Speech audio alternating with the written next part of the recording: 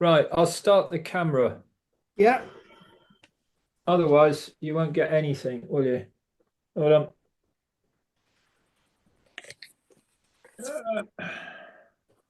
On.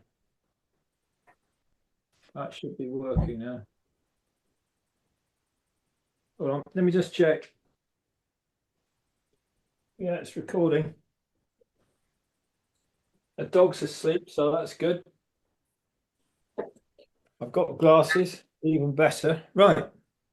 And all I need to do now is to go down to this screen here and go to, hold on. I need glasses for everything, Derek. It's awful.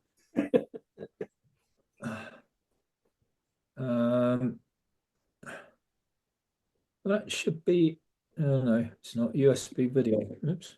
There we That's go. it. Perfect. Very good. Right. Well, good evening, everybody. I've got a variety of things here. None of them, of course, catch fish because that's not the idea of this. But I actually, this does catch fish, depressingly. But it's something that I came about by accident with, and that's the only word I can use to describe it, by accident. I was just putzing around with various flies for fishing on chew, and for one reason or another, I thought, wow, of course, damsels have booby eyes and everything else, and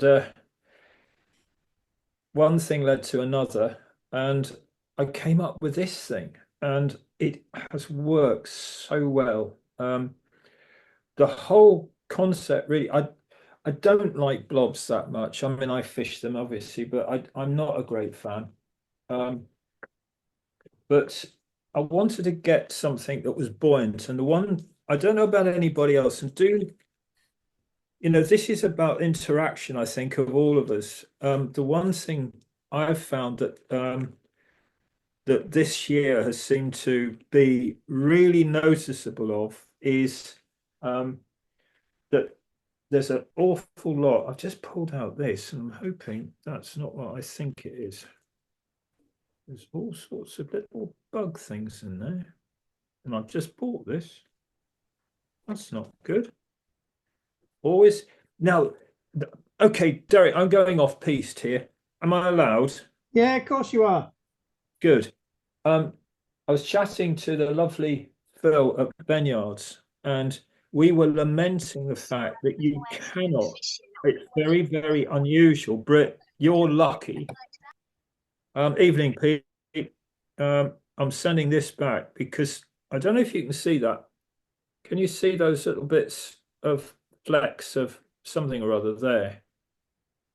I don't know if you probably can't actually, but there's some ominous little flecks in there, and I think they're bugs. Mites. I think they might be. And once they get into the rest of your fly tying stuff, you are in trouble. And I was chatting to Benyards and saying, look, the one thing we miss is actually going in, Oh, you froze. looking in. Sorry? It froze for a minute, but it's okay. Going inside the packet, looking, and all the rest of it. And I think we really miss that. The only place you can do it is the BFFI, I think. So I'm afraid I'm going to be phoning the supplier of this and say, look, it's lovely, beautifully dyed, but can you explain the way? Yeah, managed to find its way in there. Anyway, so back to the fly. I'm tying in this. It's a really lovely color. It's sort of mid olive, whatever. It's very damsely. I don't know whether the dye bath had a bit of fluorescent yellow in it or not, but it really is lovely. It's just perfect for what I want.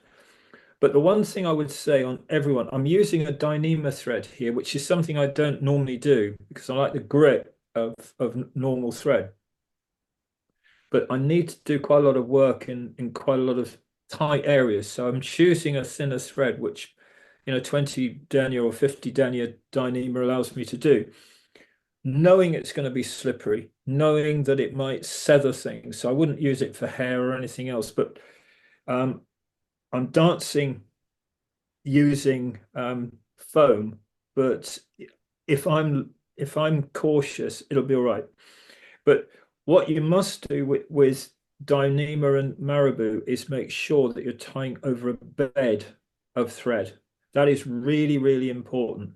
And the fact that this is more of a competition-like fly, you've got to be careful of the tail length. This is a size 10 barbless hook. What I've done, unusually for me, Derek, I've been quite organized about this. Normally, as everyone knows, I'm chaos, and I've got little tying notes here for everybody, which I will make sure everybody gets. I don't know how I'll do it, Derek, but we'll get it across to everybody. If you email it to me, I can photograph it and put it on the WhatsApp group. Yeah, I'll do that. So what I'm going to do now is just take my flat scissors and up curved and cut at an angle straight across. So what I've done is given it a beveled edge. So I've got a slight hump and a raise down. So when I bring my thread back up, it's going to bed down and give me that taper. Can you see that everything's nice and even all along that area there, just right the way, so it dips down towards the eye of the hook.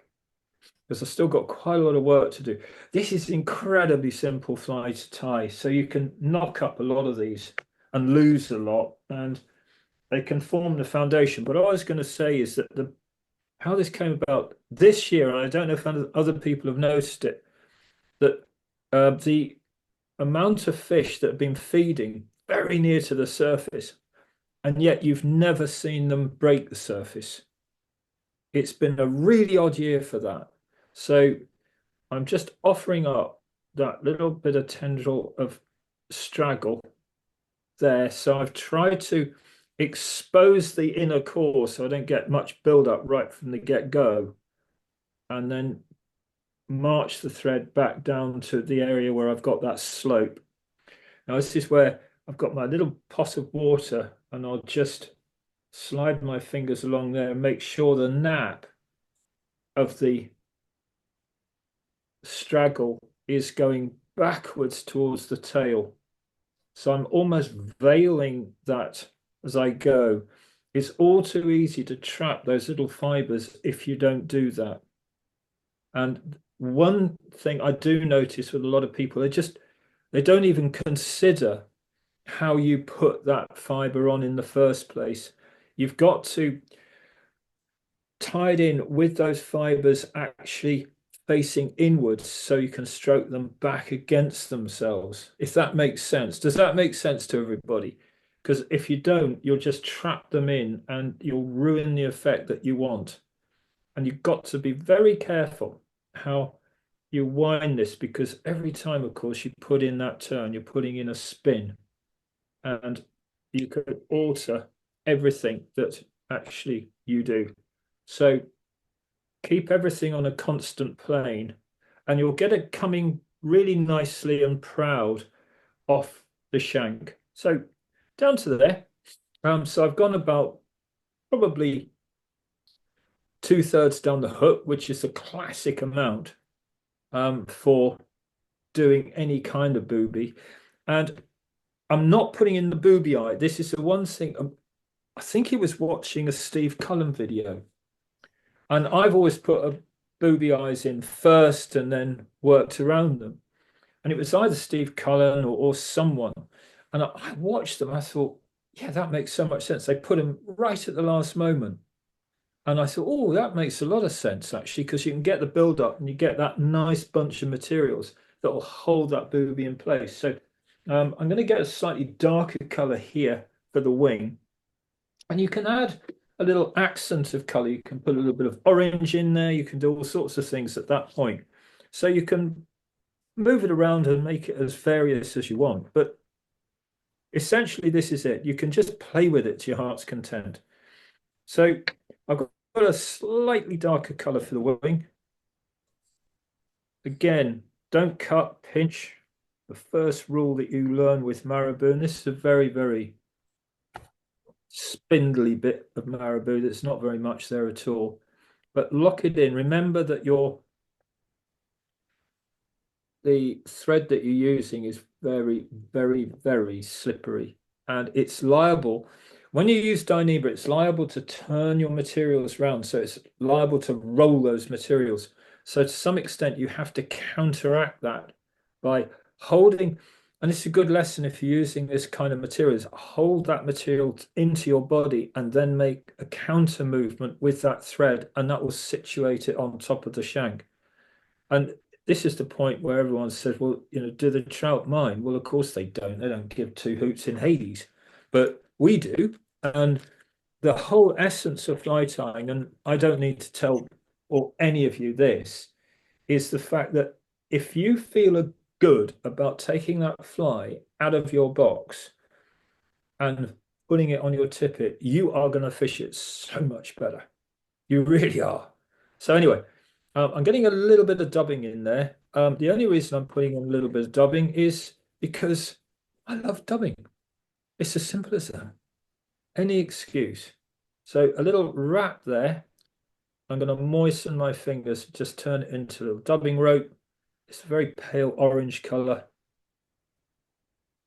I collect I collect dubbing like most people collect postage stamps.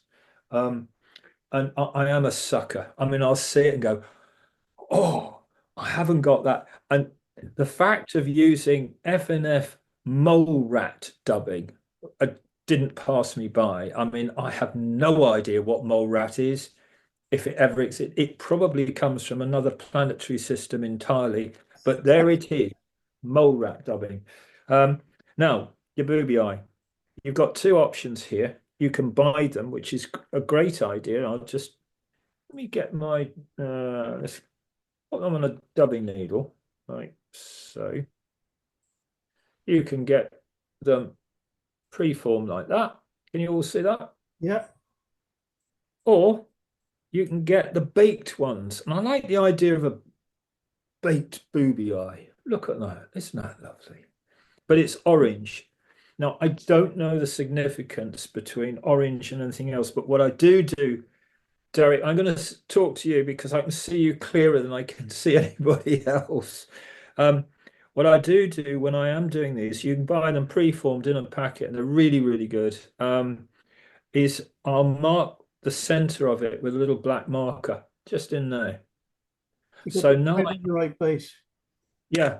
So now I know I can take this thread through that dubbing, ease it down, give myself quite a long lead time, and just slip it underneath, and then make a turn or two through that black mark. And I'll do it at that point there. And this is the beauty of Dyneema, because I can get a build up there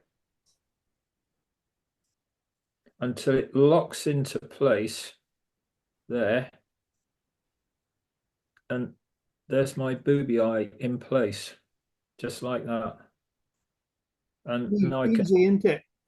it really is. And it makes life so much simpler to do it like that than any other way I've found. There we go. No, that's quite big. I will use a lot smaller. And I vary. This is the determining factor of how this fishes. You use big ones if you want it really riding high and you're using a washing line system, or you use these very soft ones. And these really do give. So I think they take on a bit of water, and they're a slightly different color too. And if you want to fish slightly deeper, it's on an intermediate, and they're quite irregular. So I think that's going to add movement. So the less regular these eyes are, the more movement you're going to get. And I know one or two of the top competition anglers will actually cut one side, so they do get that variance. I find that the idea an abomination, frankly. You've gone to all the effort of putting this neatness together, and then you cut it and you make it look horrible. There we are. Anyway, so you build up head there, and if you really need it to go in and be nice and neat, you'll get a bit the never to be forgotten mole rat dubbing. Anyone listening to this would, I'd be finished, wouldn't I, really? I'm with you on what you say on the booby cutting them. I don't like that at all. I'd rather put a button in front of the hook to make it wobble, if that's what you're intended. I've heard that you do that, Pete. Well, I don't go to the dark You haven't side. got any That shirts. That's why often. you have to wear those kind of tops, because you haven't got any buttons left. So anyway, you just make sure that that is secured. And I know probably you should use my fingers. I haven't used my fingers for doing this for years. So clip in. I've got one more thing I need to do with this. What you can do actually is just do that through the just X that thread through the through the eye, and that's that. There we are. There's the little booby damsel. However, we are not quite done. I'm going to turn this round. Oh, it's not too bad for me. And I've got this wonderful stuff here. I don't know about anyone else. I've had a god-awful time trying to get decent, if you can never get the top off. I don't think I can here. It's fun. I'm having one of those days. I've got a parking ticket, and I'm trying to get this off, and it won't come off. Oh, there we are. That's better. Now, I don't know about any of you, but I've had a devil's own job getting a resin that actually isn't tacky. It doesn't cure properly. The only one I've found, and I don't normally shout about the sort of materials that, oh, you must have this or you must have that, but the only one I've found that's worth the damn is Razor. I really do. It just seems to work, and if it works, then it stays really. This is where I get a great gloop of it on my tying bit, but that's going to go in there and just cover that up, that white. And then this is awful. I'll give you an admission. I've got this seat I've had for years, and to clean this needle, I just shove it into the padding on the seat, and it cleans it beautifully. There's a bit on my seat that's disgusting. It really is. Anyway, where's my? Oh, there we are. And apparently, you've got to get the ohm or the light source absolutely right. But anyway, so that's that one done. What I said to Derek is I will send over. See, perfectly solid. It's done. Now, I don't know many that do that. And it's made life a lot simpler. It really has. One thing I know it's a silly thing, but everyone's going to. I've seen the site, and what Derek's put together. You see the Catskill ties and all the rest of it. They're works of absolute genius. And I look at this, and I'm actually quite embarrassed. But this is for practical anglers going out there to fish it, and you do it as neatly as you possibly can. But one thing, make sure that you can get your nylon through the bloody eye of the hook, because all too often, especially when you're using UV resin, you just forget to do that little bit, and you make sure that is absolutely clean so you can get your tippet through it. That's a plea from me, so you don't get frustration on the bank. What I'll do is I'll take up a close-up of these flies and then post these up with the dressing, so you get a good idea of what the finished article actually should look like. So that's number one. And it's still recording, Derek. Yeah, I know. This only took a trip to Cardiff. Anyway, so right. going swiftly down here, I'm going to just talk amongst yourselves for a nanosecond. This is one very much for the river fishers. I'm very fortunate to live just down, literally about 20 minutes or so away from the River Ebbw as it comes into Newport. And it is, without doubt, one of the hardest rivers I've ever fished in my life. It's some of the toughest dry fly fishing I've ever come across. But the fish, some of the fish you catch are extraordinary. And March edging into April, saw this is just in an industrial town or city. You were seeing fish 2.5, 3, 3.5, 4 pounds rising to March brown and olive upright. And what I would do is clear my decks in the morning and then go out at lunchtime and spend my lunch times by the river. And that allowed me to nip down when it was fishing right and we didn't have too much rain, but it allowed me to look and monitor hatches close up. And it was really incredible. The next two flies tell a real story because when the season first starts, you can actually take them quite easily on dry fly, but not just any dry fly. You've got to get it right. I'm using a pale primrose thread here, making sure that's in. You've got to be quite disciplined about this. This is kind of a duck stun reinvented, and I am so sick and tired of people tying duck stun and missing vital elements. So this is for them. Okay. So the key component parts of this are wood duck if you can get it. I mean, people say, "Oh, you can't get wood duck." Well, actually, you can, but you've just got to search a bit. And Steve Cooper's got it, and a few others have got it. It's not that difficult. It's expensive. I wouldn't disagree, but it's worth it. And you don't want the barred ones. Give that to your salmon fly tires and anybody else that wants them. You don't need those. But what you do need is these nice lemony. I guess you could use dyed summer duck, actually, and just get the tips more or less in alignment. There we are. I don't know if you can see those there. I'm just going to bring those fibers together. Try not to move them around too much in my fingers and disrupt them.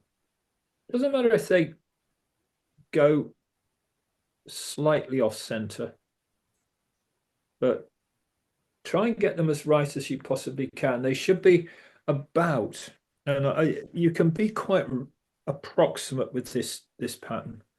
They should be about a shank and a quarter long, okay?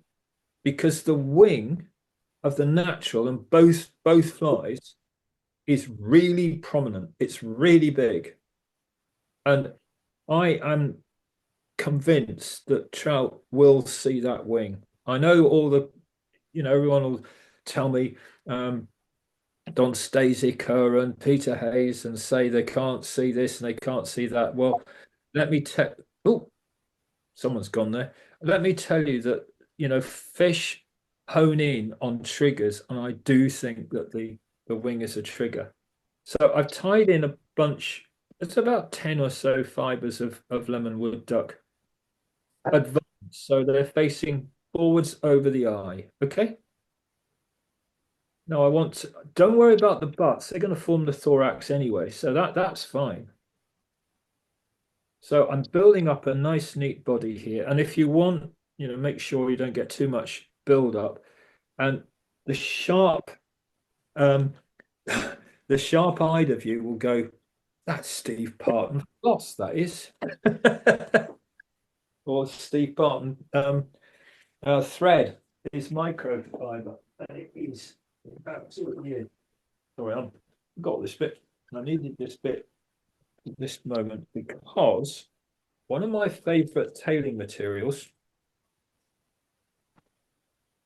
I can see how much I use this and how much I love you. I'm opening up a new packet here, not just any packet. This is this lovely thing here. Can you see that? Look at that. That is a bit of jungle cop, but it's the bit that goes down the back. And in here is an absolute treasure trove for both tri-ply tires and nymph tires. And get this lovely mottling with little white tips and really fine little dark points and accents all along its length. And there they are. You don't need too many. I would say 3 or 4, but you don't get much build up with them. So, and I think on the water you get this. I think it's okay to have. Oh, there's one slightly not in alignment. Could be here all night if I try and do that. The reason I'm using this material is it's soft. I've used so much Coq de Lion. I know it works and all the rest of it, but I do think when you've got the natural world is hollow, it's fibrous, it's going to collapse. If a trout puts its jaws on it, it doesn't stay intact, it squashes. And that's what I want these tails to do. I want them to be soft and diaphanous. So that's one of the reasons why I use materials that help me.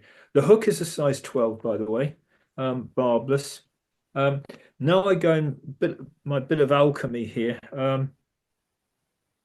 I still like to use quill. I still like to shove it into the water. No, I'd still like to soften it up. So I've got my tail in.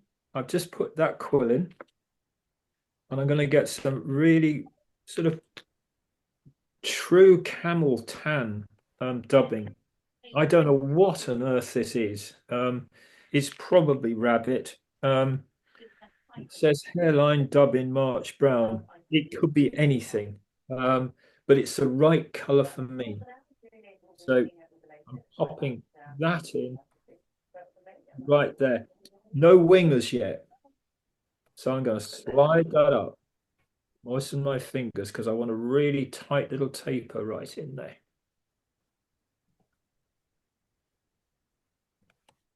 And just wind. There's that soft movement of material going up there. I'll tell you what, it'd be a lot easier if I changed my glasses and I could see what the hell it was I was doing, wouldn't it? Always make sure you're wearing the right glass. Oh, there we go. That's better. I was wondering why I couldn't see stuff. Anyway, about 3/4. That's fine. Now I'm going to go in with the quill and just leave light banding between that quill. There.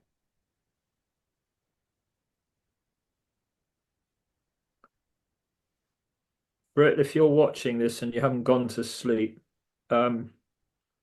it's almost Catskill-like, all right? So there's my body. It's terrible. The one problem you've got is it's fragile. And the last thing I want to do is to put some sort of unction on there that will toughen up that body and make it brittle. So you just have to, basically smile, think beautiful thoughts, and suffer when you catch the odd trout on it that it's going to collapse. Now, the next thing is to choose a hackle. Is it me or have they gone absolutely mad in price? The cost has gone up. This is, that's going to be too big.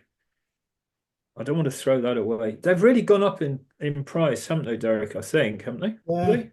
Or is it Yeah. me? They're more expensive than they were. It's funny because not many people seem to be using them, and yet they're going up in. I suppose that's the reason, right? So you want the hackle to be just over the length of the hook shank, or the gate rather. Sorry, hook shank. What am I talking about? Just over the gate. I'm going to do something I don't normally do, which is to trim away one side, because I think it's going to make a bit of a difference to this. I don't want too much build up, but now, had I been really slick and professional, I would have prepared a couple of these before tying this. So in that goes, and this is really important. Two things are vital here. One, that the hackle stays on top of the shank, okay? Because when you make that revolution, actually what you don't want is that to happen. That, by the way, is the dog. Oh, hey, excuse me. Quiet. I wish you're out. All right. Now, this is where I get really funny about making sure that that hackle is not going to spin on me. It might well. So we'll just give it a little bit of a key. That's all right. That will probably be all right. When I say key, it's like folding paper. You make a little crease and then it'll bend the way you want it to do. Here, I'm just bending it back. So I've actually just broken the structure of it. So it's easier to turn. Because the trouble with some of these hackles is that they're really, really thick. The stems are hugely thick. Right, now this is where I go. Now everyone should have one of these. This is a pot of Fortnum's Welsh rarebit. It is the finest thing you have, and it's not expensive, but it's the most wonderful container for CDC that you've ever come across. So there it is. You buy your Fortnum's Welsh rarebit right there, and then clean it out, and there you've got your CDC. So the CDC I'm using is David. How do you pronounce his flipping name? Jedlicka? David Jedlicka. Jedlicka, there you go. That's the badger. And I want those convex, they're by far and away the best CDC I've ever seen or ever used in my life. They are phenomenal. Arm and a leg, but if you've bought your Fortnum's Welsh rarebit, you're ahead of the game. But honestly, his CDC are extraordinary. So now I'm just going to, this is back to back. So it's basically convex to convex, not concave to concave. So they're splintering out. Offering that up, this is really important. And tie that in right in that thoracic zone there. There we go. Length of the shank. Ease those fibers through. This is where you cut all the hard work that you put in originally. There we go. Now, ordinarily, I would use a slightly darker color than this caramel. I think probably a much darker one would work better. I'm not going to scurry around and find it, but I would actually use a darker hare's fur in this bit. If it's straggly, it doesn't matter. It really doesn't matter at all. So I'm just moistening my fingers. Probably I should use a bit of wax on that. But now I'm going to raise those fibers up and just bring that behind the fibers just to raise them up. That's the important bit. Always was with the ducks done. You actually raise it with the dubbing and the hackle, the wing. You don't do it any other way. Otherwise, you just don't get that softness that is so important with that wing structure. Okay, so that goes in there. I'm just going to pinch out the remains there and advance my thread in front of that wing. So actually, this is so long, what I can do is I don't even need to go in, and I think that has spun on me. Never mind. I'm not going to panic. But you see what's happened? That wing has come upright because I've done my approach the right way. So I'll just wind this through, bring it forwards, and go in there a bit, wind it, wind it. I'm going to put another one on top. There's a lot of hackle going on here, but I'm fairly confident we can finish this off nicely because I've still got to do this. This is bringing that hackle back into that shape there. So I want to blend the wood duck into the CDC to give me the mottling that is endemic to the natural. So before I do that, I'm going to trim up my hackle there with the tips and ease this back. Now, here's a cunning thing.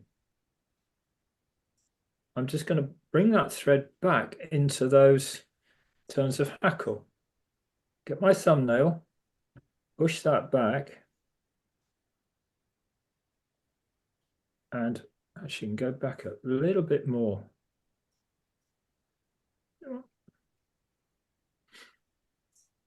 There we go. Thumbnail, press, bring it up, and just situate that into the wing. Now, what I've done here is to create a little thorax. The one thing I noticed about the insects is they've got this really prominent thorax ahead of their wing. So the wing's sloping back, you've got this thorax, and you've got this hackle underneath.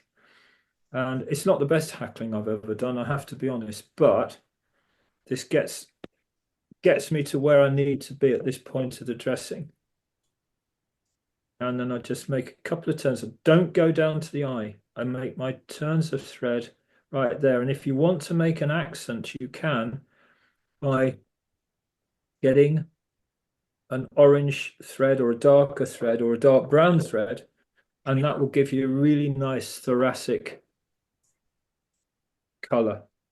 But that is the idea of it, that you get that wood duck just to fold into that wing. So you've got the softness of the CDC, but you've got the outline and you've got the mottling of the natural. And then all I'll do is just turn it upside down and just trim it through.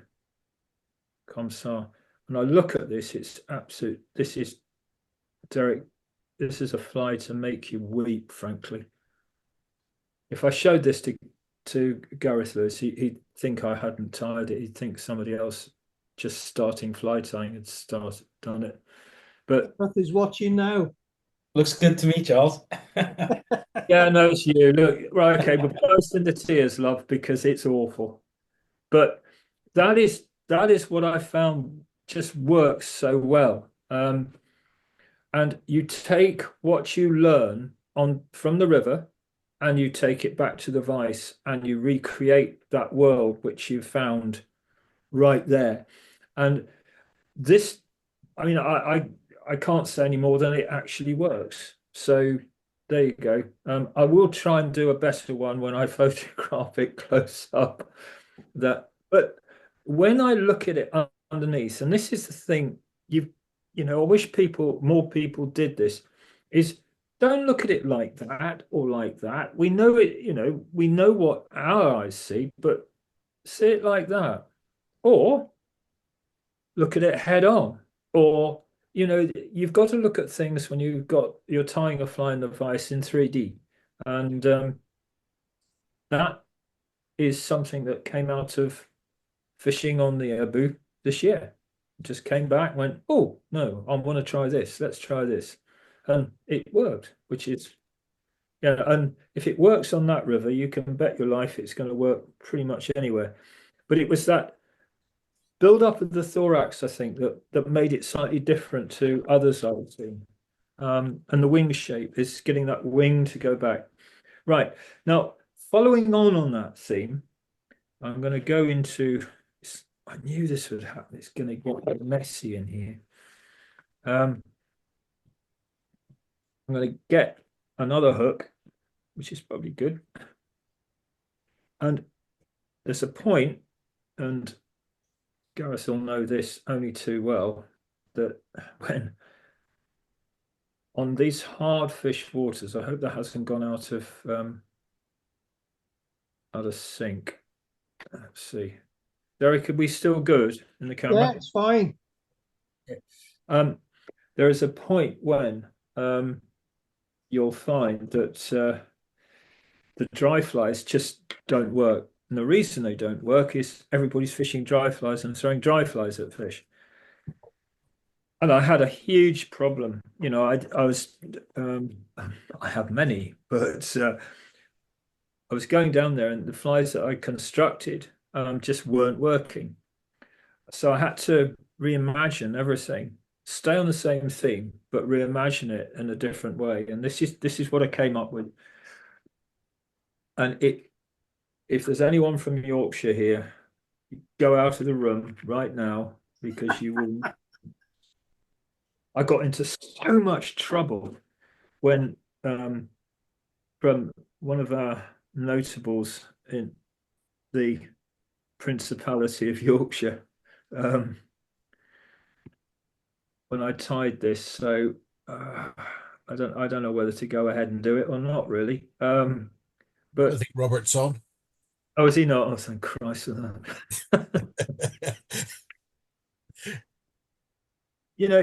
The thing is that we get really taken down the rabbit hole of spiders and threads and all the rest of it, and it's lovely and it's fantastic, and we all subscribe to the traditions of our sport.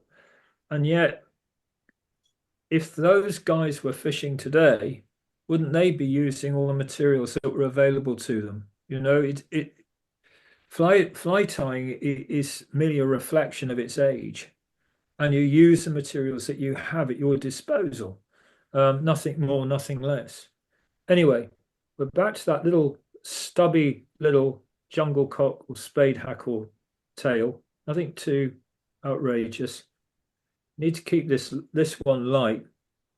And again, I would approach it in much the same way. I need my things to do it with. Hold on a minute. All right, talk amongst yourself. I blame you, Derek. I used to be in orderly chaos and find stuff, and I was so taken with Derek's way of cataloging everything and doing this and doing that and putting them in envelopes. I can't find a bloody thing now I've done that. Anyway. No, that's not it. What have you done with your big file that you had? It's got filing in it, strangely. Well, I have found it. All right, so you've got several choices here. I don't go into Yorkshire now, I'll tell you. Anyway, right, well, I've got the quills there, that's good. So pretty much the same system as I showed you is the quill, dyed orange or dyed brown. It really doesn't make a lot of difference. But in that goes. And whatever you do, when you are doing putting in quill, make sure again there is, if you look at the structure of the fly or the material, there is a definite side that goes concave and convex. And you do want to tie in with the concave bit facing you, so you get the convex bit, so you get this lovely rounded bit, and it makes a huge difference. So tie that in.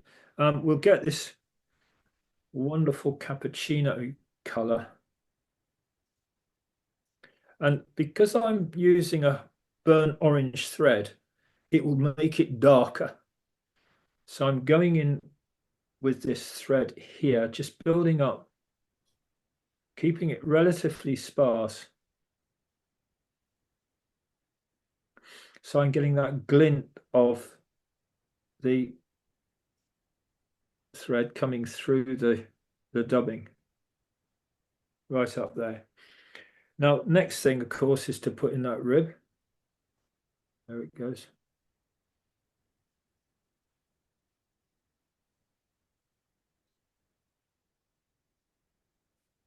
There you go.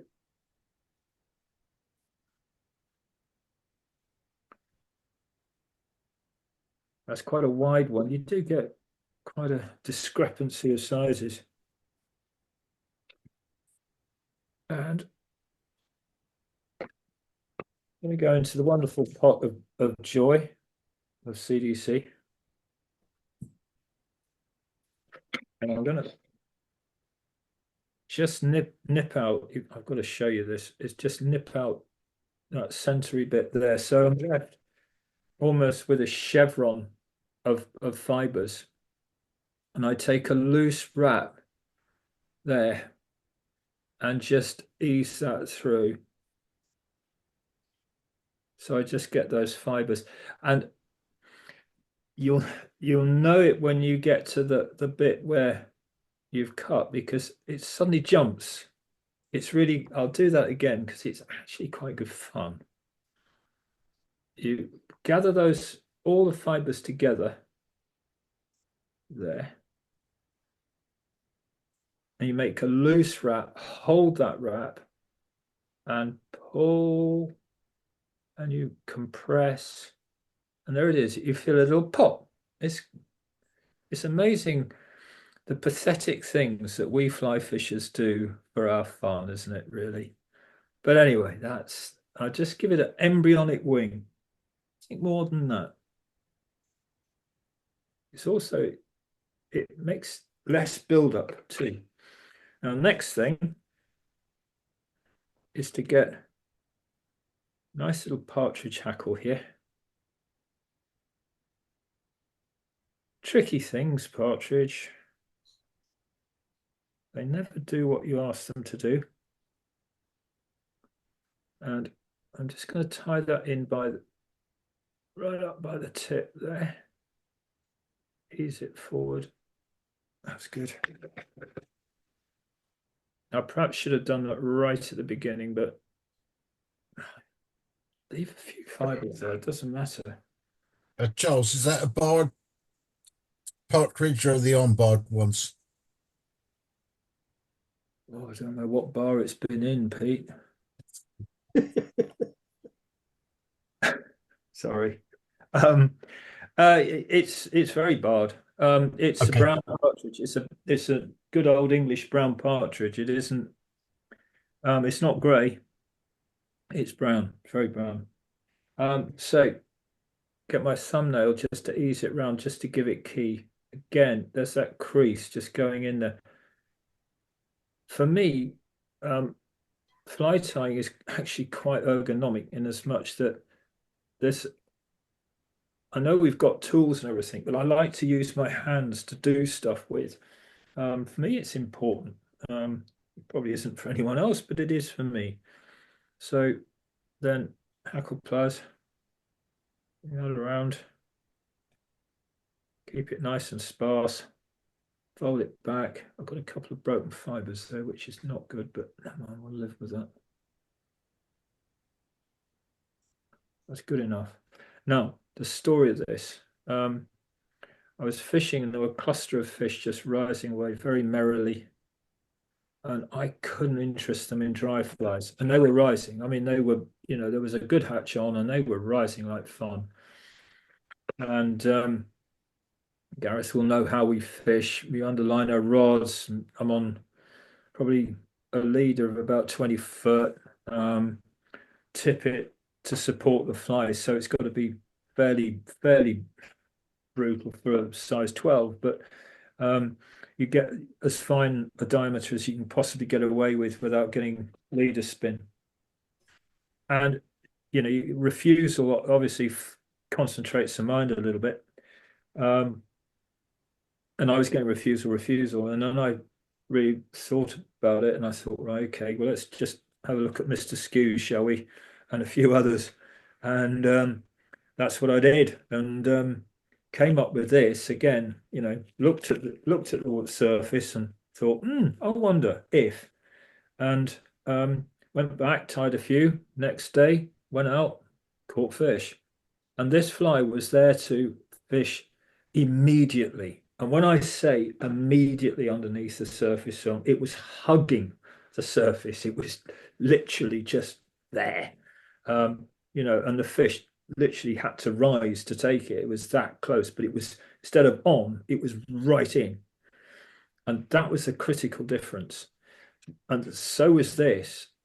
A few strands of either gold on somber days, grey days, or silver on rather sunny days seemed to be the modus operandi. And then I would get a little bit of light bright in there, and that would go in the head. I also tried some with pearl, and it didn't seem to make any difference. It was just that little bubble of accent, it just worked. And so it is. I mean, it's sort of a spider, it's sort of a flimp, it's sort of a drowned, wet, dry, call it what you will, but whatever it is, jolly well works. Like a Midas duck's done. Well, it kind of is, but it kind of isn't. I don't know what it is, only that it works, and sometimes that's good enough, isn't it? But it's a fly I haven't really shared that much, but I think I quite like to now, because I'd like people to go out there and explore it and tell me if it works for them or not. These things are only ever good if you can pass them over and they work for other people. It's all right them working for me. I've got faith in them, but it's if other people have got faith. So anyway, that's it. I call it the Apocalyptic Spider. I think that's a suitable name for it as I can come up with, really. But that's the genesis of the pattern right there. And it works, it just does. Anyway, right. What I thought I'd do is an exercise, more than anything else. Let me just clear the decks a little bit. Because this cropped up in the fly fishers the other day. I and a whole group of us, we have a fly tying group in the fly fishers. And it came out of lockdown. It's a sort of special interest group. And I used to do the classes up there, and then we had to stop. And we sort of rekindled it, but it's grown and grown and grown. It's now one of the biggest that they've got in the fly fishers. And but I was astonished at how little knowledge there was, even now, of hair, of how you do deer hair or elk hair, and what the difference is. Anyway, so I thought, well, I wonder if other people are in the same thing. So if there's one fly that really, I think, deserves a lot more attention in this country than we actually give it, and that's the Stimulator, Randall Kaufman's Stimulator. And it is, and it has been for me down the years, been one of the best flies for a number. Oh, Mikey, I caught that. I should go in this. slips with catches like that. It's one of the better patterns I've used down the years. It really is, for a variety of things. Bringing fish up on sunny days on dry fly only waters. You can do a royal wolf or a wolf version. You can do all sorts of, it's a great mayfly pattern actually. They use it a lot in Ireland. But it's understanding the structure and the approach of what you need to make that fly. And I used to tie, as Britt knows, out in the States quite a bit. And I learned so much from those people about deer hair. Chris Helm for me was the god. I mean, he really was. He taught me so much about go to elk because it's got infinite, it's infinite, it's hollow right down to the tips. You want to go to whitetail if you want to do this, you want to do that. And it's not just all hair. It's got a function. And Randall Kaufman, I reread it actually, and he said, right, you need so and so and so and so, and you need such and such. And I thought, oh, crikey, I've been tying this wrong for a lot of years. So first thing is a TMC 200 hook. Well, I only ever use barbless. So the nearest I've found, Fully Mill do a sort of a long sort of long shank grub hook, but I'll put it in the notes when I send them over. And it's pretty much perfect for the stimulator, for the stim. So pop one of those in the vise, and that's a size 12 long shank. So you've got something to go at here. Orange thread, fluorescent orange thread. Absolutely adamant about fluorescent orange thread. This must be some kind of Teflon coated hook because it's really slippery to get thread on. And if that is the case, I'm going to put a bit of super glue on there. I don't see why not. So let's just put a dab on that. That should stop it moving around a bit. There you go.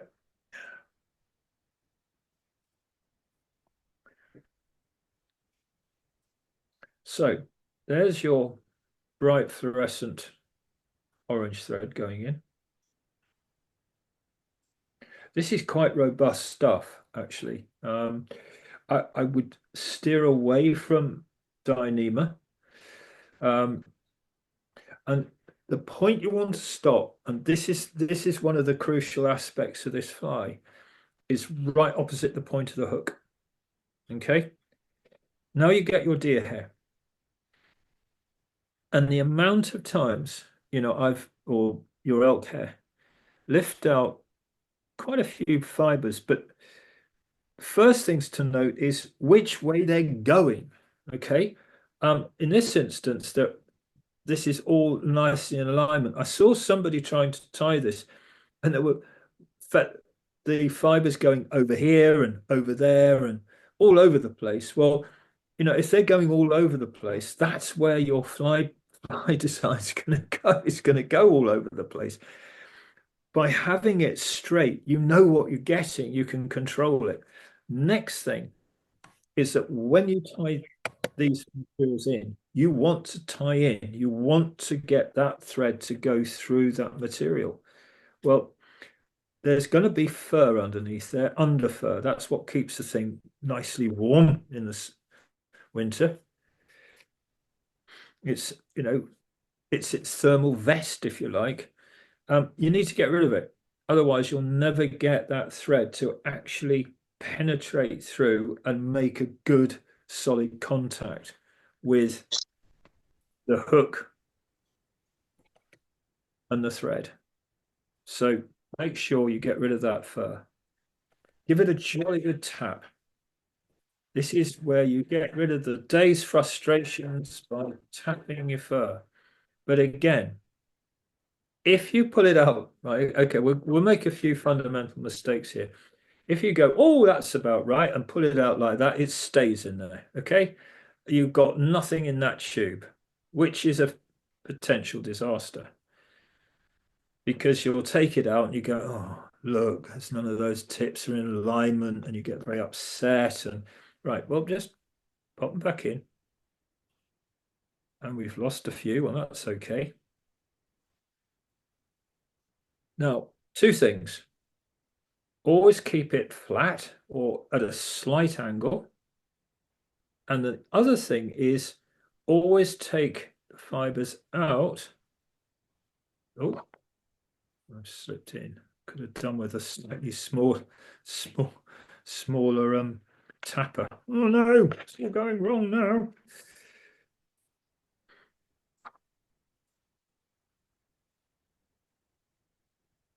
Okay. Wasn't the Stimulator a competition fly not so long ago? Oh, I don't know. Was it? I had a feeling it was. I seem to remember I tied a few. I didn't get anywhere with the competition, but other those present this evening might well remember. What, for fly fishing and fly tying? No, I thought it was a Fly Dressers Guild It competition. could well have been. But the one thing they stipulate here, or Randall does, is to make sure that you get flare. Okay. So I've always tended to hold the tips and give, this is really, for me, a crucial aspect to this is to make sure that if you're going to do any work, then you hold the material in place, make loose turns, and then increase the thread pressure down.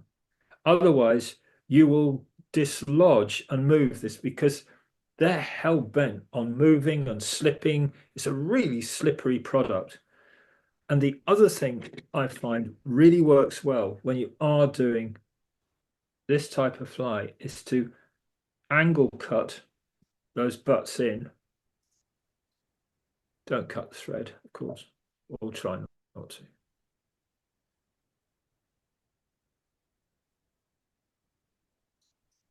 But if you could see up close here, again, I've given it a slight shoulder there, but you'll see that it's as clean as a whistle. There's no underfur there getting in the way. Now, once that's in, you can do anything you like at this point down here. You can really cinch in that thread. But as soon as you get near that tail, ease up on that pressure. All right, just ease up on it. There we go. Right, next thing, get in some fine gold wire, which has sprung off the spool in a beautiful chaotic fashion, which is good. You can't see that, thank goodness. So just take, you see, I could have said, oh, look at the way it's perfectly come off the spool and it's looking wonderful. It actually doesn't look that great, does it? Anyway, so in goes the wire.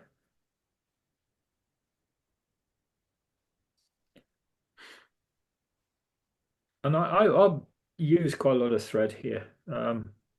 It's a big old bulky fly. It doesn't matter actually at this point. Now, what we need is an amber color. Not quite the mole rat, although I'm so tempted to use mole rat. I'm resisting that temptation. But it calls for fluorescent amber antron or yellow. It makes very little difference between the two. But, well, it does, I suppose, but I've found that if you get a apricot-y colour, it's rather fun. It's for a golden stone. Well, we don't get that many golden stones over here.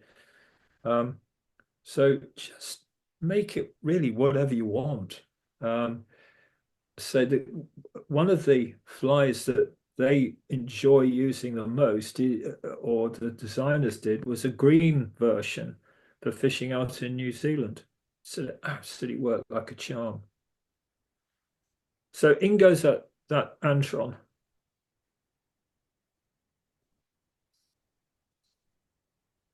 I need to put a bit more in.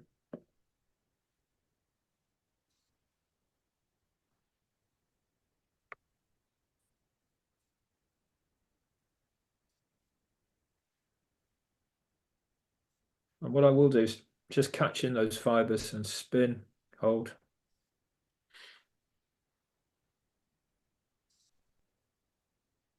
There it is. And now, just looking around for hackles. Hold on.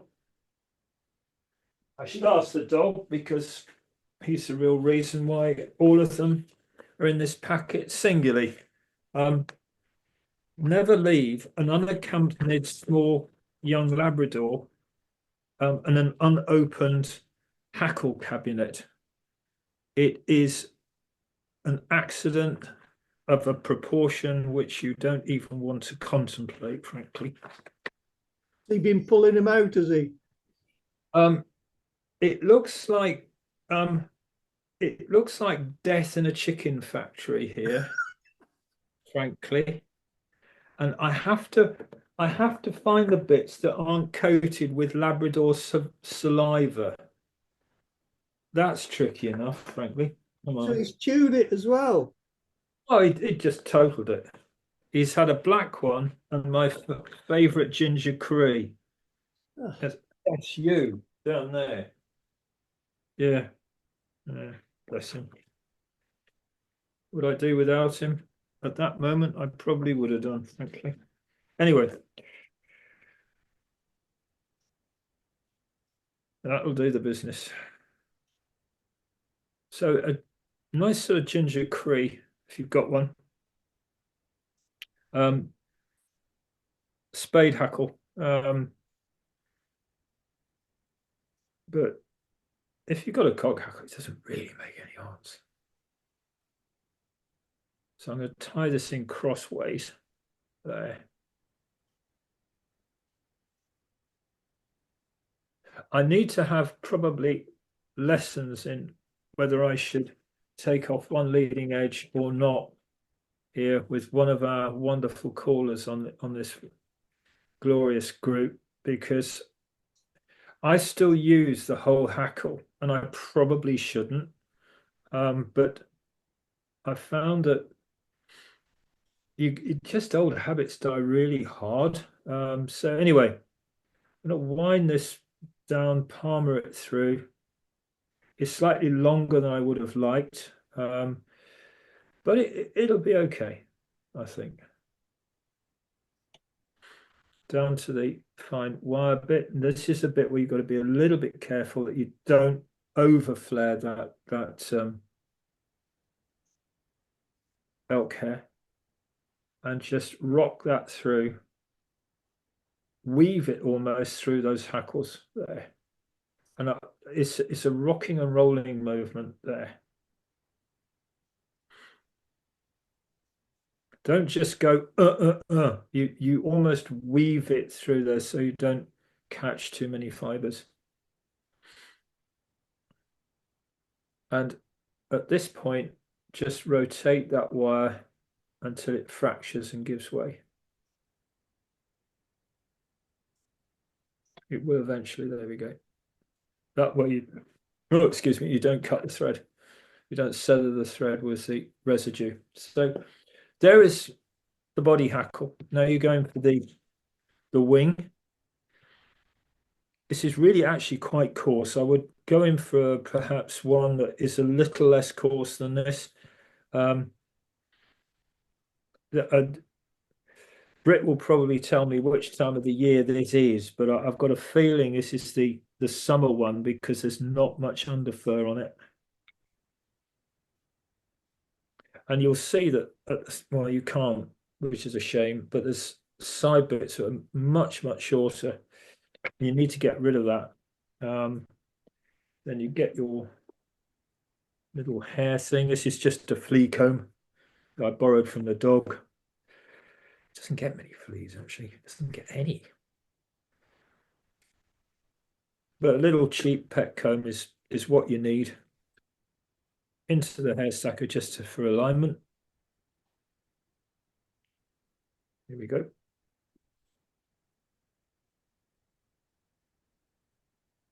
Bring those fibers out. Look at which way they're going. It's relatively good. Get them in line with the tips. That's the important thing there. make a loose turn and pull. But I'm keeping hold of that all the while, and I'll get that flare like so. Still got some work to do, so there we go. This is one of those things where you see how much you can put on a hook at any one given time. But step cut this, whatever you do, don't just go ka-chunk, because you've got work to do. And by tapering it at that point, you allow yourself room to make that work happen. So in that goes. Let's lift those fibers out from the eye area. Just trim it back. There we go. And this is sort of almost like a foundation work here. Still going to go back, compress that wing a little bit more. Just have a quick look that you haven't rotated it around too far around the other side. Because that's still in focus, hopefully. I haven't moved it too far. There's a tendency to only look at it on this plane, and it's very often you look and you go, oh no, this is gone okay. But sometimes the fibers, the hair migrates right the way around, and you end up with a fly that really isn't that great. So trim that out and get not a brilliant grizzle, but just really any sort of grizzle hackle. You want quite a short fiber on this, so that should, no, it's a bit longer than that. I don't know why there was a head hackle on this that was different, only that's what the recipe calls for. That's what we're going to do.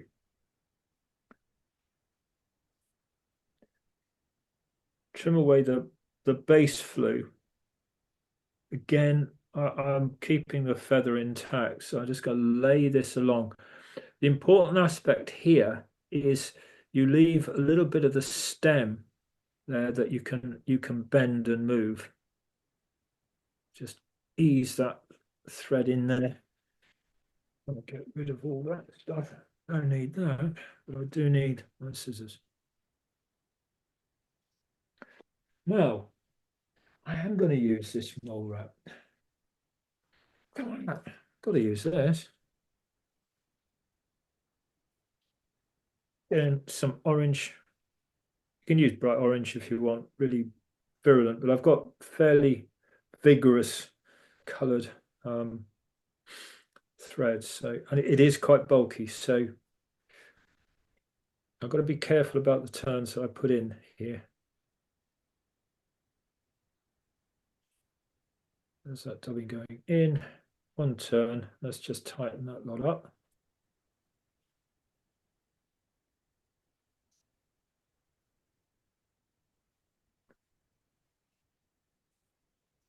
And rather like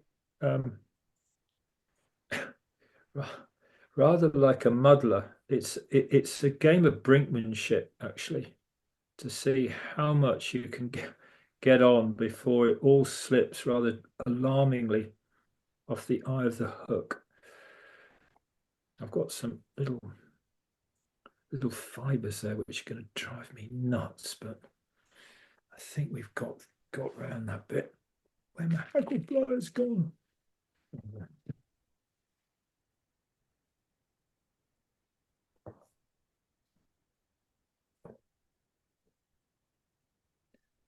Just crease it and slide it. Oops. Oh, don't do that on me. You are going to do that on me, aren't you? Absolute. There's always that fly, isn't there? Whatever you. Oh.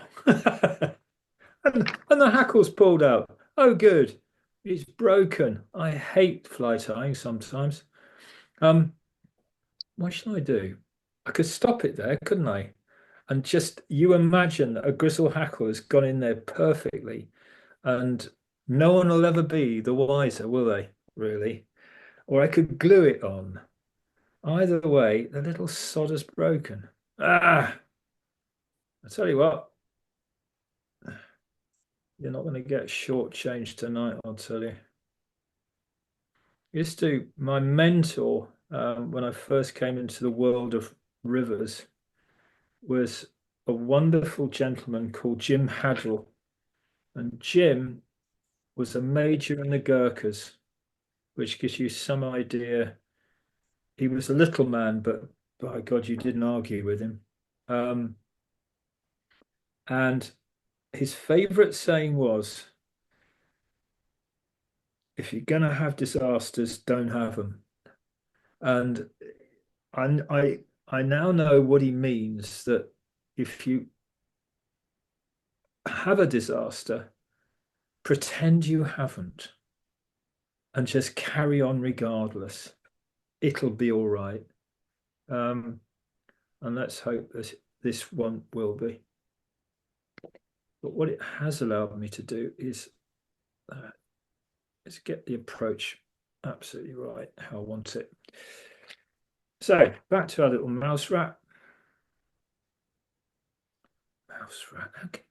Oh, sorry, mole rat. Mouse rat.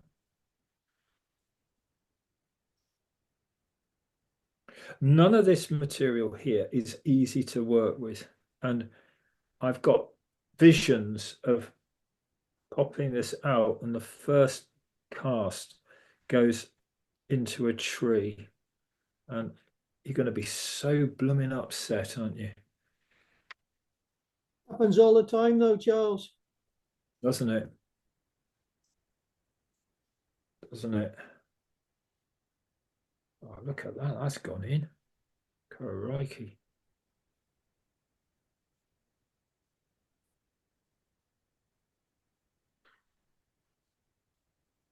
I'm just going to make this go through the. You don't need many turns, just a few.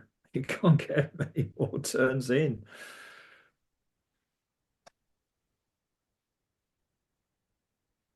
You rescued that rather well. Yeah, well, you know, if you can't, you know, I'll add to that. If you can't enjoy disasters, don't have them, you know. I'm going to have to do a bit of trimming there. But there's an awful lot of work gone into that. That wing has slid round actually. So apologies for that. This is not my finest moment, I've got to be honest. In fly tying. It'll still catch fish. That's not the point of these things. I wanted it to be as good as I possibly could make it, and it's not my best. And there's no point saying, oh, you know, and you know, allude to the fact that, oh, well, this has turned out really, really well. No, it hasn't. You know, it just hasn't turned out really, really well. Bits of it, yes. I mean, I quite like that thorax, but I just don't like that wing coming around like so. And I think at another time, if I was tying these to go into my box, I would make absolutely certain I used a much finer thread than I have done. This one is I think this is, what's this one? I think this is an 8 no, it's 6, but it's much finer than the one that I've been using. I don't know quite why, but there's 2 down here, and I just chose the wrong one. But yeah, that's life. But yeah, a lot going on. Actually, it's not as bad as I thought. That's all right, actually. No, I don't mind that. That's okay. Yeah, no, that's all right. That passes muster. Yes. Right, good. I'm talking to myself here. You just mind your business. Right. That's because everybody else is on mute. Yeah, well, thank God for that. Otherwise, they're going, what is that nonsense? We just we've just wasted X amount of time of our lives watching this idiot trying to tie flies. Right, this is my last one. I think. Hold on. Yes. Is it? It is. Again, a story. Everything should have a story, I think, in fly tying.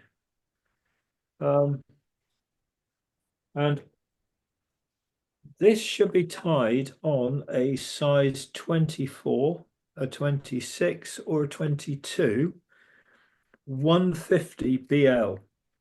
Now, I'm quoting that because it is the strongest little dry fly hook that I know.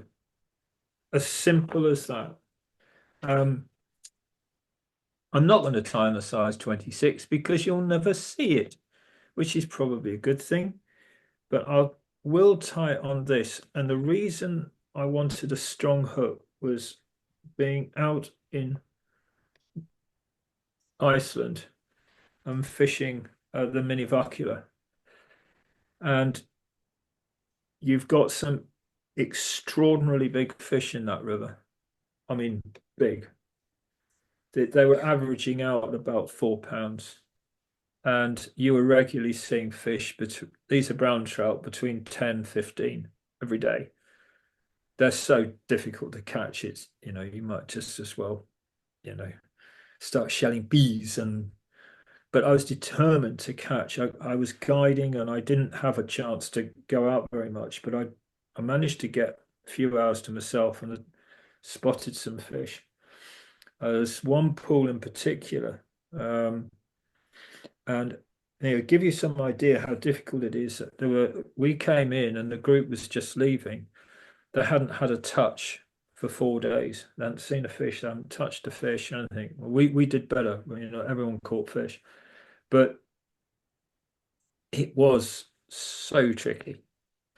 But that is why you go there. You don't go there for ease. You go there because it's tough. But the promise of something big is always there. But what you need, these fish are absolutely hoovering up tiny, tiny midges, absolutely minuscule midges, clusters of them. And all the flies, you can catch them on the streamers occasionally, but mostly they're caught on little flies. And I ended up tying this out there, and it worked. Let me just give you the materials. It's not many that go into making it. So the first thing is either one, if you're tying really small, or two CDC plumes. Again, what I would urge that you did was to hold it back there, trim out the middle there,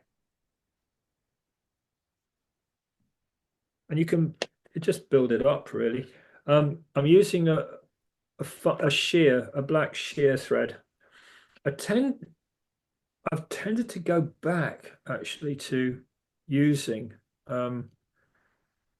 the threads rather than the dynemas. I can't begin to tell you why, only that I do. There's that pop right there.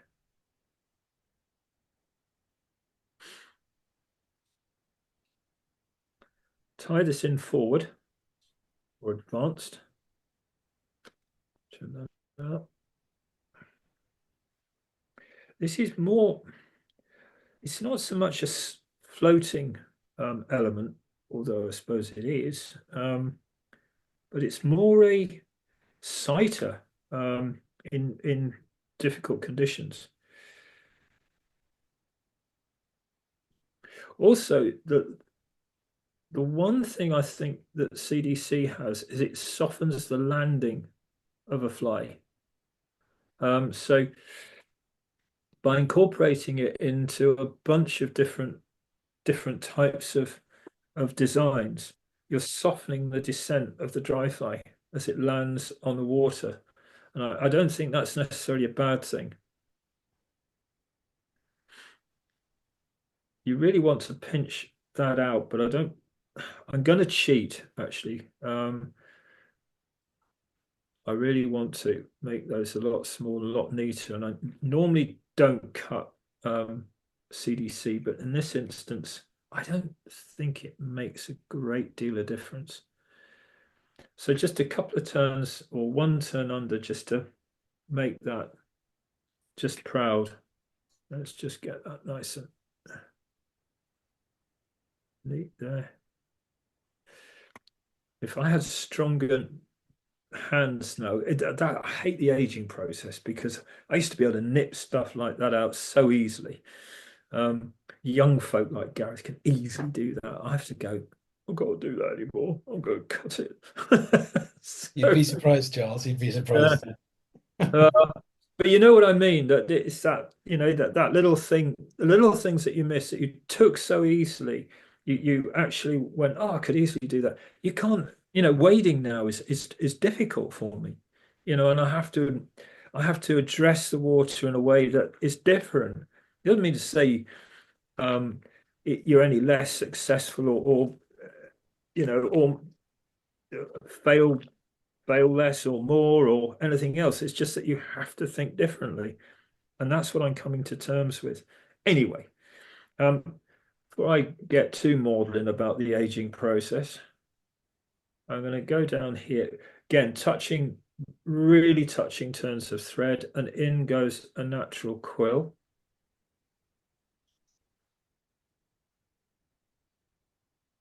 Bearing in mind, this should be tied on a side.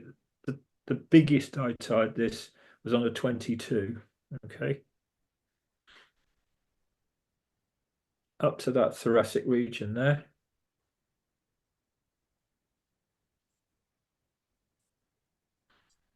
It's the simplest fly you'll ever wish to tie, but oh my goodness.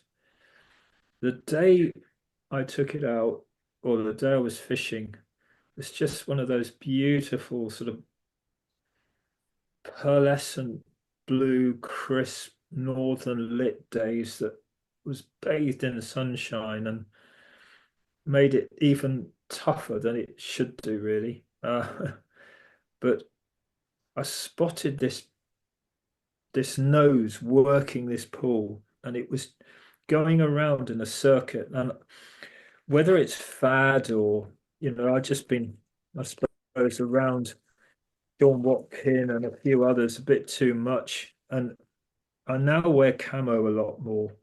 I blame Lewis Hendry for it all. But,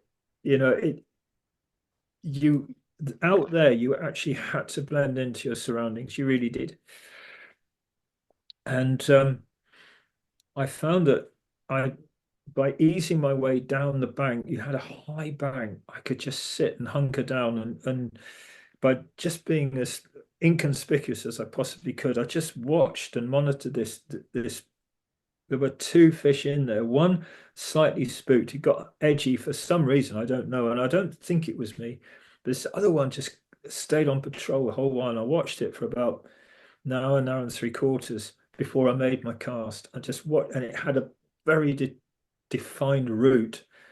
I can still see that nose come up, and this fly just went out, got the drift right, only made a couple of casts because I didn't want to spook it, and it came out, and the nose came out, broke the surface, came over the fly, and it took forever for that fish just to undulate under, and I just lifted it, and about half an hour later I landed a fish of about, well, we don't really know, but we think it was about 8-9 pounds on a dry fly, and I don't think I'll catch a bigger one. So I owe a lot to this little fly, and it works like a charm, and it has done ever since, and it works on reservoirs as well. You just got to have the bottle to fish something small and put it out there, because if you fish at Clewerdog or anywhere, a lot of the midges are tiny, and that's what the fish are feeding on. And they know a small midge when they come across one. It's just having the mental capacity to actually fish one in that capacity, in that, enormity, really. Anyway, I put in a couple of bits of twinkle here, and I'm just going to measure up my scissors to the bend of the hook there, so I can just trim it out. And that's my embryonic wing. Okay. It's just something that glitters. Now, I've got this dubbing here. I've got absolutely no idea what it is. I'm almost frightened to find out what it is, but it's the material I like to use in these situations. It's terribly fine. I think it's probably squirrel, but any soft animal fur will do it. And I'll just ease that down. I'll just put a little bit of wax, oops, in there. That was out. Oh, you didn't see that. Oops is our little way of saying that shouldn't have happened. Actually, the dubbing's shot down into the barrel of the bobbin holder, which I have to say I've never managed to do before, but there's always a first time. Little tiny bit, just almost breathe it on. Okay, there it is. Just more, maybe. Let's go nuts.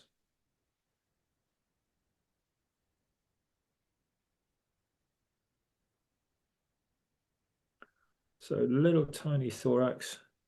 Lift this the fibers of the CDC up so they flare. Make that nice little sort of almost a pontoony sort of thing, really. And in with the finish tool. Now, I'm a lot happier with this pattern. It's turned out okay. But I do want that sort of huddle of or explosion of CDC. Chaos of CDC right now. Here we go. Gentlemen, that's about it, really. What size hook is that, Charles? An effing big one for the fly, actually, Derek. 16? That is a size 14. 14.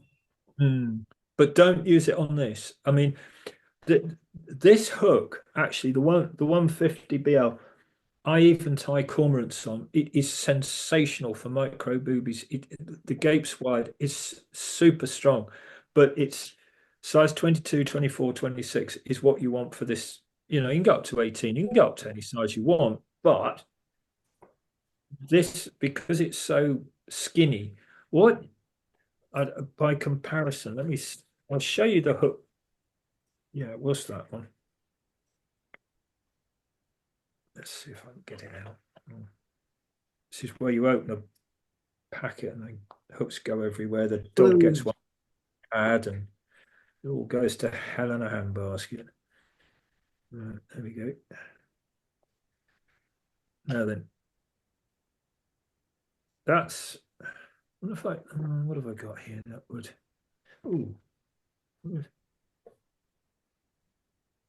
what's down there? No, I've got there's a magnet on one of these things somewhere, and I don't know where it is, but use your hackle pliers. Yeah, I knew why you started this group. It's because you're intelligent. I wouldn't say that. Oh, you see, I'm now lost it. Thank you, Derek. Take your socks off and use your feet. Pete, that is the sort of remark I'd expect from you, frankly. You always find them. What? His feet. Oh, I thought people like you. There we are. This is such a. All right. Okay, there we are. That's the size I caught it on. So that's a 14, and that's the 20 something or other. 26. That one is, yeah. and that's the size it should be on. But it holds big fish, and that's all you need, really. Sorry? Do you able to tie them on at the riverbank that size? Because I can't these days. Or do you do something different? Would you let us know how you do it? Well, I tell you what you can do, Pete. There's a little threader you can get. I think CNF do one, and you can put. I don't know. Can you hold on a second? I think I might be able to find Yes, one. thank you.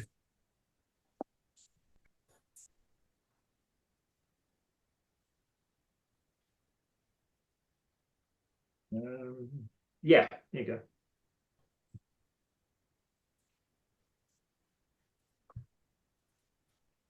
Ta-da!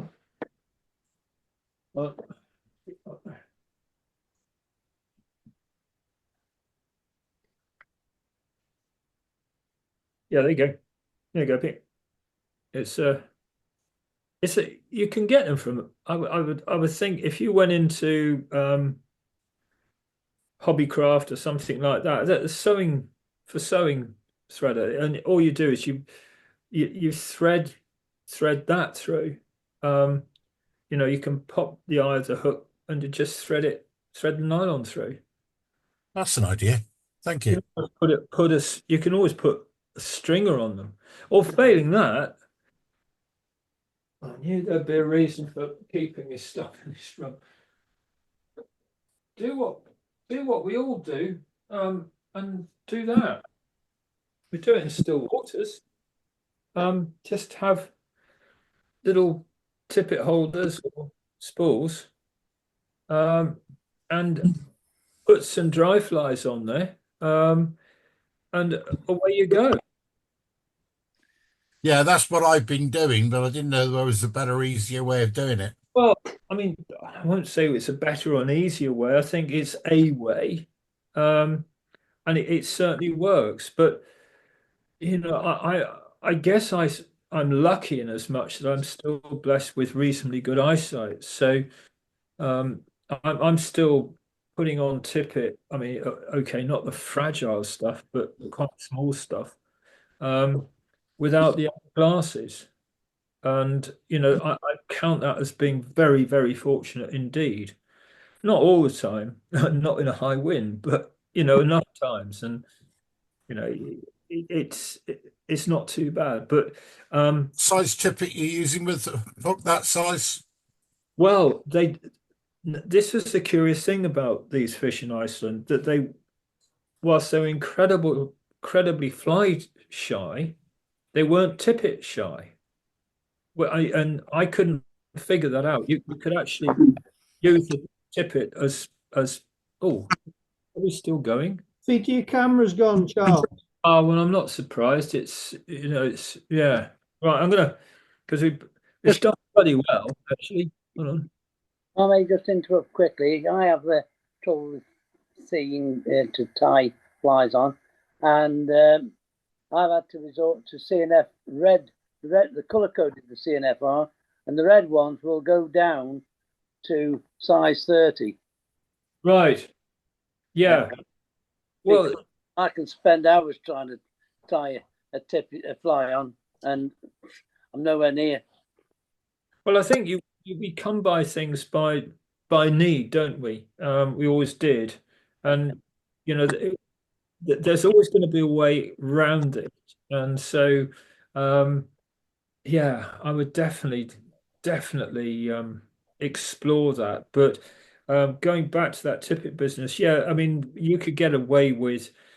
I was putting, I think it was about 3.5 pound breaking strain, so it was about 6x on that, and having no worries at all. But then, I tend not to have those problems because I match what I'm to the type of rod I'm using, and I'm a big believer that it doesn't matter what rod you're using, as long as and fly, as long as you know what it does. And I've had a couple of rods this year which I've thought I'd like, and I absolutely loathe them because I didn't know what they could do, and they didn't feel like an old friend, and I can pick up. I've got a guideline Farrier, which is as old as the hills, but as soon as I pick it up and I go dry fly fishing with it, I know precisely the loop it can create, the cast it can make, the presentation I can make, the bend I can make, the positive or the negative curves I can make. I know everything about that fly rod, and it knows everything about me. And I don't like surprises in my dry fly fishing. Is that a 4-weight you're using? Yeah, but I use a 2-weight line on it. Ah. Ah. Well, I've got a 4-weight Farrier, the same as you have, but Yeah. I've never put a 2-weight on it. I'll have to try that. That's right. It's like you have to know how to haul, but honestly, Pete, it's a revelation. Absolute revelation. Charles, your last fly, have you got a name for it? Yeah. I think what did I put? The little and large, I called it. Little and large. No, I mean you can call it Herbert if you like. I don't mind. It doesn't mind. I'm going to stop there because I've got a terrible headache. I don't feel very well.